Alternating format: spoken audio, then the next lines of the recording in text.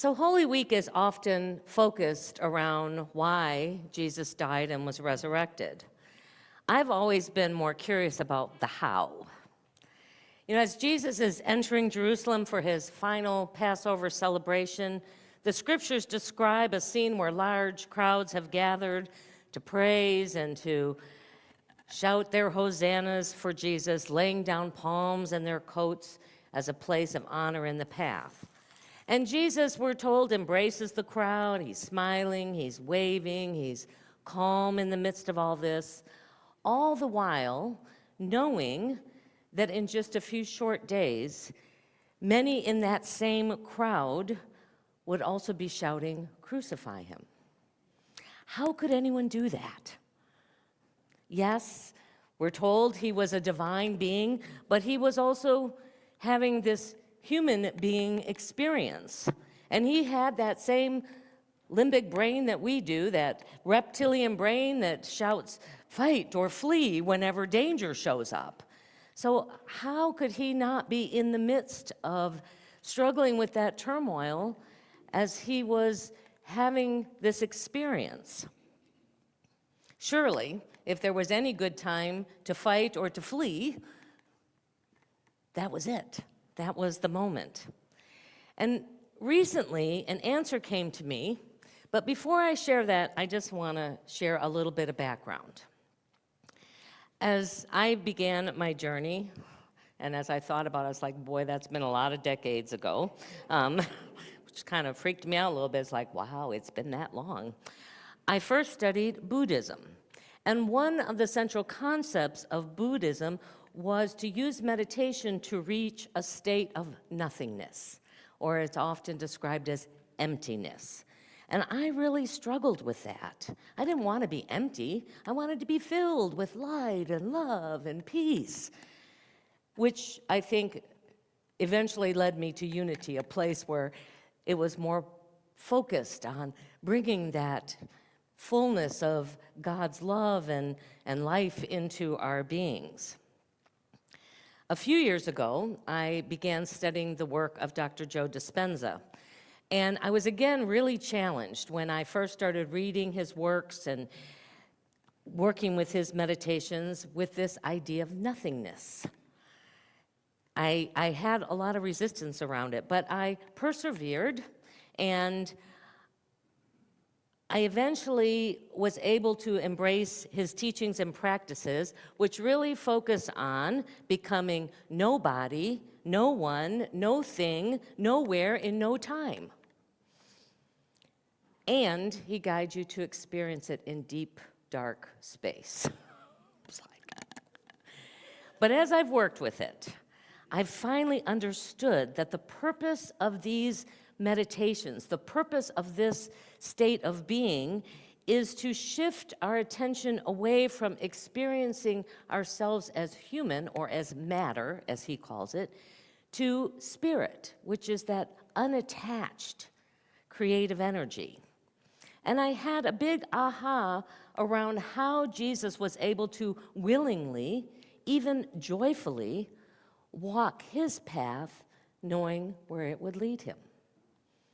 Jesus identified more with his spiritual identity than his human experience. He was more spirit and less matter in his walk. He had no fear of loss of life because he lived from this eternal state of spirit. He was not his body. He was not defined by the people in his life as we often are. Our identity attached to our relationships. When I think about mine as daughter or wife or mother or friend or sister, I have deep attachments to all of those who are part of my life. And when I've lost some of those connections, I've experienced grief. It's almost as if I've lost a part of myself. I'm so identified with them. But spirit is unattached because it knows that intimate connection can never be destroyed. Matter may change, but the connection of spirit is eternal. As I was thinking about this, it helped me to understand a passage in Matthew 12 that I had often puzzled about, where Jesus is talking about, he was talking to a crowd, and someone comes in and tells him that his mother and his brothers are waiting outside and they need to speak with him right away. And Jesus' response to the crowd was, "Who are my mother? Who are my brothers? You that I am with in this moment are my mothers and brothers." I'm thinking, wow, if I was his mom, I don't know if I'd be really pleased with that response. But I understand now that his perspective did not have him defined or attached to those relationships. Yes, it was his mother and his brothers, but he was trying to tell people, but those are just the temporary ways we're experiencing our connection to each other. It's not, all relationships are part of my divine connection, my oneness with everyone. He also had nothing that he identified with. No house, no car, no job, no clothes, except for what he, we're told was kind of wearing as he navigated around his country.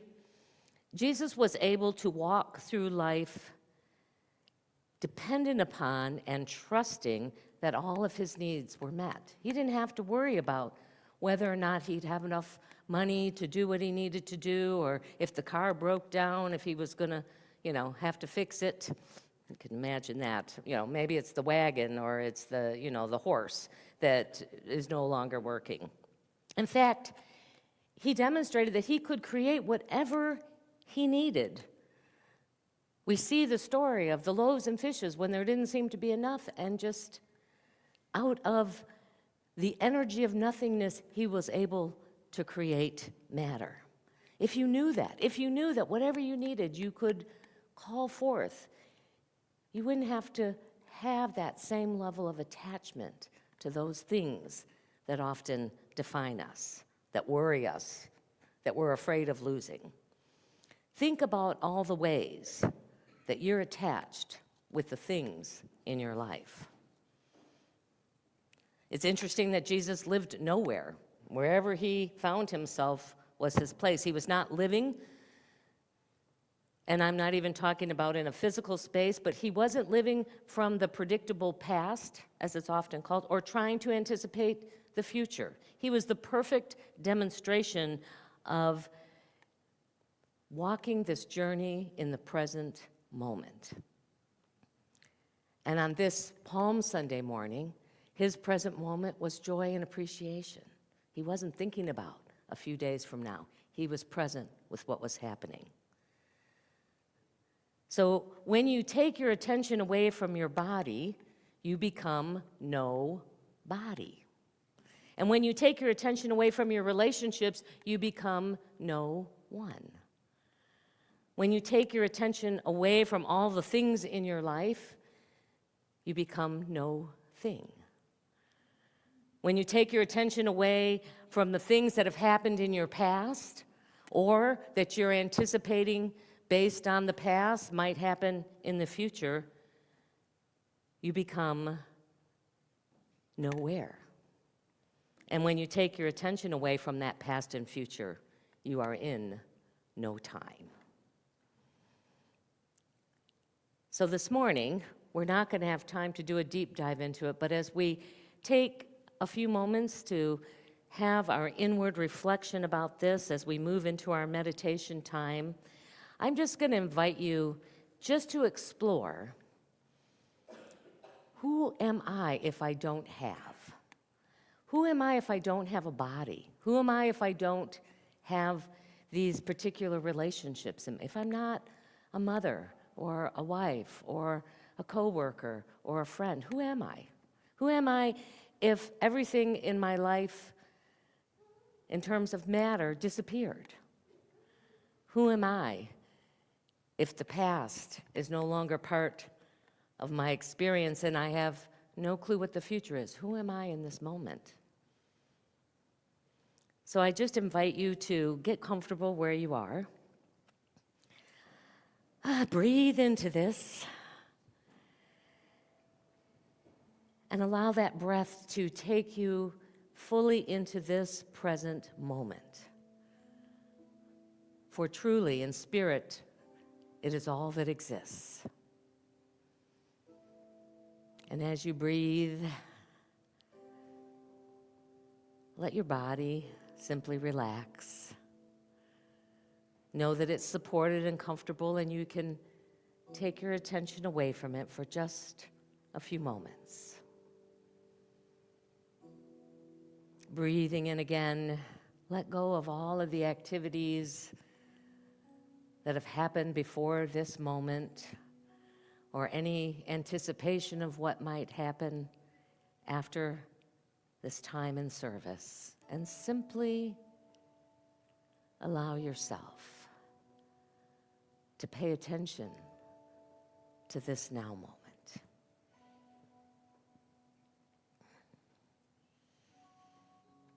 As you let that thinking part of you that we associate with our brain and our heads slowly begin to drift down until it comes to gently rest in your heart space.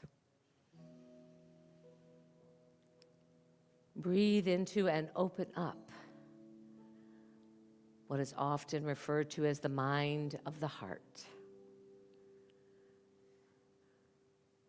The mind where we can be and receive in that ever-flowing and moving spiritual realm.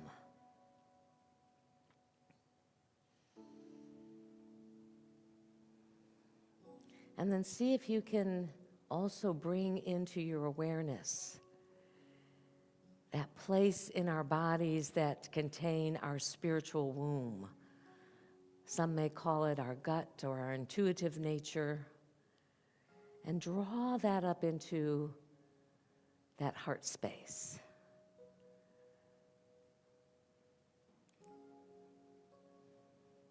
That awareness that I am more than this human experience. I am an eternal spiritual being.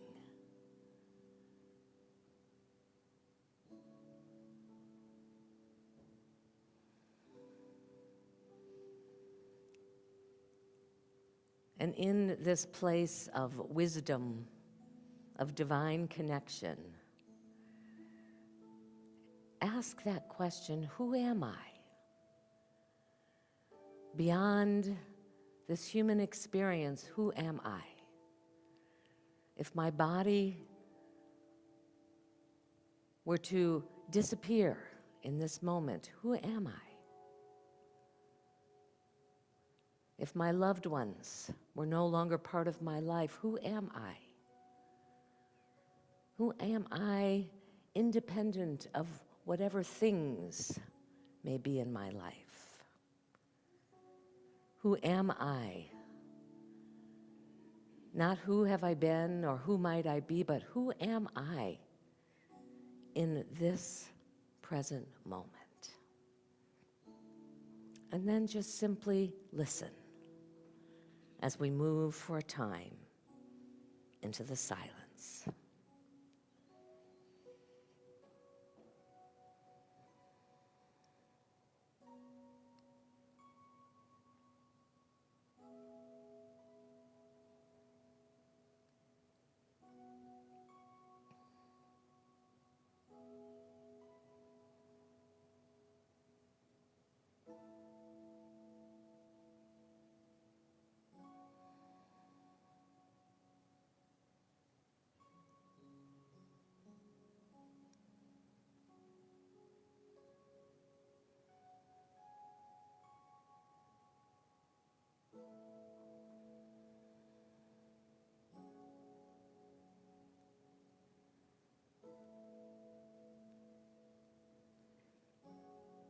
And then ask this wisest part of yourself one more question.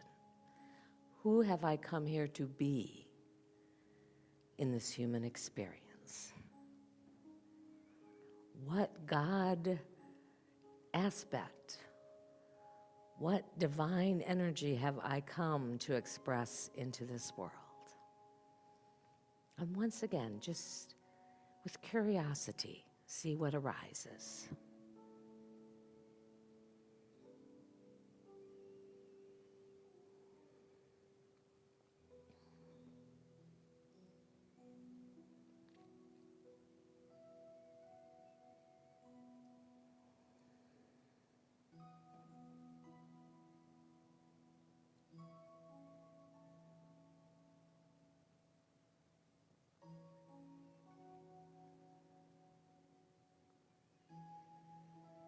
And as you once again take another deep breath, and as we begin to prepare to return back to the awareness of the room and the sounds and our bodies, take this moment with you in those times where you find yourself fearful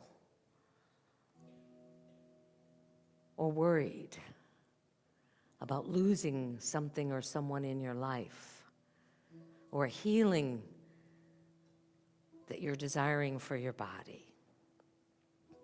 And remember that you are that unlimited possibility of spiritual energy that can do all things and be all things when we unattach from matter and become more of spirit. One more breath, and then whenever you're ready, you can open your eyes.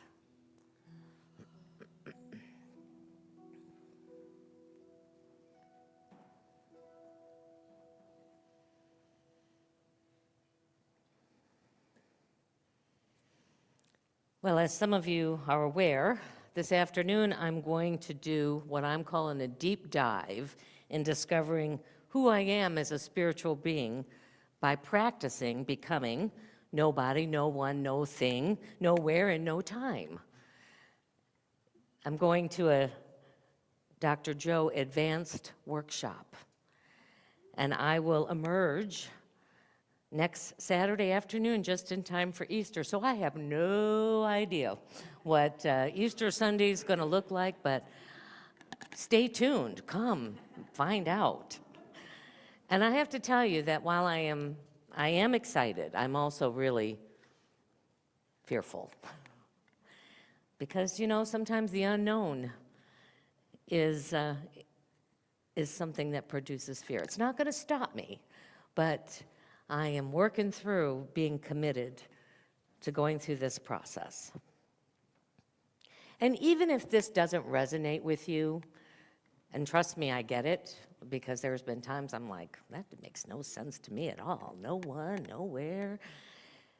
Just release it then. Let it go. And see what arises for you. As I was preparing for this, I was looking through some of the scriptures, and Luke 9:23 really stuck out at me when Jesus said this. He said, if any of you want to walk my path, you're going to have to deny yourself.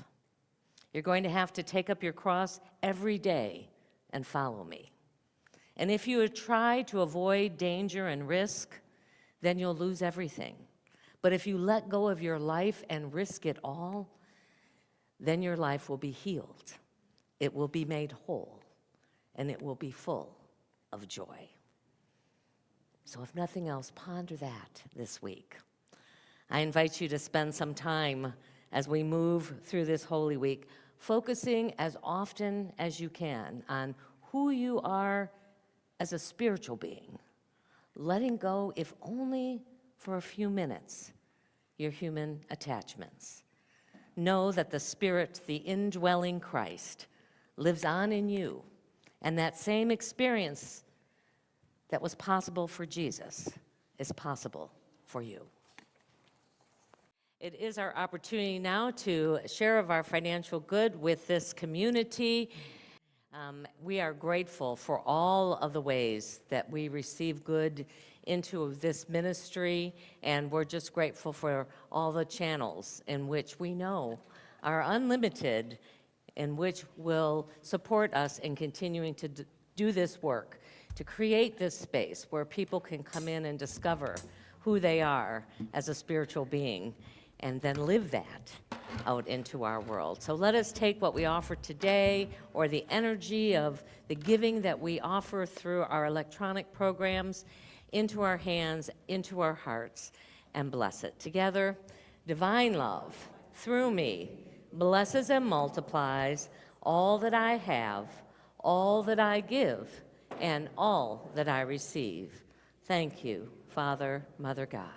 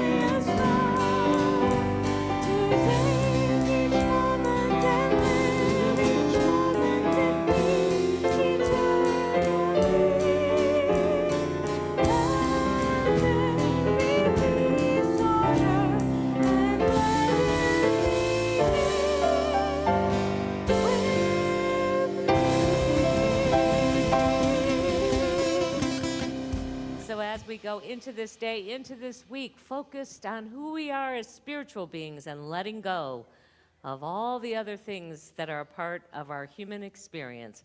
We go knowing our prayer for protection together, and we'll do it as call and response. The light of God surrounds us. I am the light of God. The love of God enfolds us. I am the love of God. The power of God protects us.